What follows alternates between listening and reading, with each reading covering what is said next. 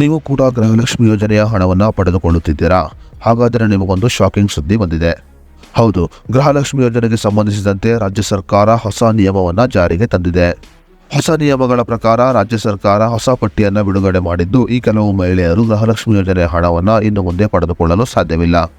ಕೆಲವು ಅನರ್ಹ ಮಹಿಳೆಯರು ಕೂಡ ಗೃಹಲಕ್ಷ್ಮಿ ಯೋಜನೆಯ ಲಾಭವನ್ನು ಪಡೆಯುತ್ತಿದ್ದು, ಅಂತಹವರ ಪಟ್ಟಿಯನ್ನು ರಾಜ್ಯ ಸರ್ಕಾರ ಈಗ ಬಿಡುಗಡೆ ಮಾಡಿದೆ.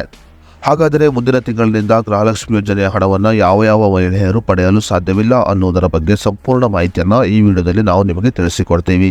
ಅದಕ್ಕೂ ಮುನ್ನ ನೀವಿನ್ನೂ ವಿಡಿಯೋನ ಲೈಕ್ ಮಾಡಿಲ್ಲ ಅಂದರೆ ಈಗಲೇ ಲೈಕ್ ಮಾಡಿ ಮತ್ತು news on Kannada YouTube channel subscribe ಮಾಡಿಕೊಂಡಿಲ್ಲ ಅಂದರೆ ಈಗಲೇ ಸಬ್ಸ್ಕ್ರೈಬ್ ಮಾಡಿಕೊಳ್ಳಿ.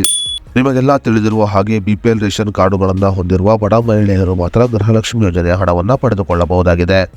ಆದರೆ ಈಗ ರಾಜ್ಯದಲ್ಲಿ GST ಮತ್ತು ಟ್ಯಾಕ್ಸ್ ಪಾವತಿ ಮಾಡುತ್ತಿರುವ ಮಹಿಳೆಯರು ಕೂಡ ಗೃಹಲಕ್ಷ್ಮಿ ಯೋಜನೆಯ ಲಾಭವನ್ನು ಪಡೆಯುತ್ತಿರುವುದು ಈಗ ಸರ್ಕಾರದ ಗಮನಕ್ಕೆ ಬಂದಿರುತ್ತದೆ. ಸಾಕಷ್ಟು ಮಹಿಳೆಯರು GST ಮತ್ತು ಟ್ಯಾಕ್ಸ್ ಪಾವತಿ ಮಾಡುತ್ತಿದ್ದು, ಅಂತಹ ಮಹಿಳೆಯರು ಗೃಹಲಕ್ಷ್ಮಿ ಯೋಜನೆಯ ಲಾಭವನ್ನು ಪಡೆಯುತ್ತಿದ್ದರೆ ಅಂತಹ ಮಹಿಳೆಯರು ಇನ್ನು ಮುಂದೆ ಗೃಹಲಕ್ಷ್ಮಿ ಯೋಜನೆಯ ಲಾಭವನ್ನು ಪಡೆಯಲು ಸಾಧ್ಯವಿಲ್ಲ. GST ಮತ್ತು ತೆರಿಗೆ ಪಾವತಿ ಮಾಡುತ್ತಿರುವ ಮಹಿಳೆಯರ ಹೆಸರನ್ನು ಗೃಹಲಕ್ಷ್ಮಿ ಯೋಜನೆಯಿಂದ ತೆಗೆದುಹಾಕಲಾಗಿದೆ.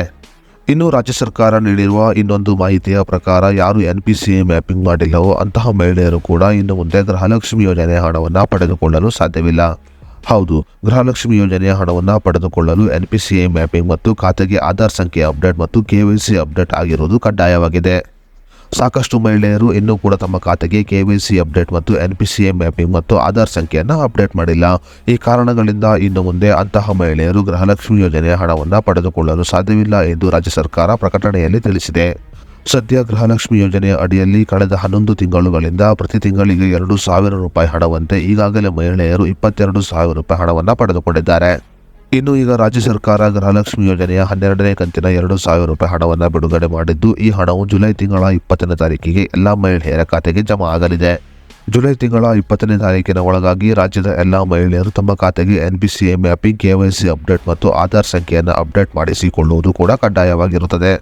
ಅದೇ ರೀತಿಯಲ್ಲಿ ಯಾವ ಮಹಿಳೆಯರು GST ಪಾವತಿ ಮತ್ತು ತೆರಿಗೆ ಪಾವತಿಯನ್ನು ಮಾಡುತ್ತಿದ್ದಾರೋ ಅಂತಹ ಮಹಿಳೆಯರ ಹೆಸರನ್ನು ಗೃಹಲಕ್ಷ್ಮಿ ಯೋಜನೆಯ ಪಟ್ಟಿಯಿಂದ ಡಿಲೀಟ್ ಮಾಡಲಾಗಿರುತ್ತದೆ.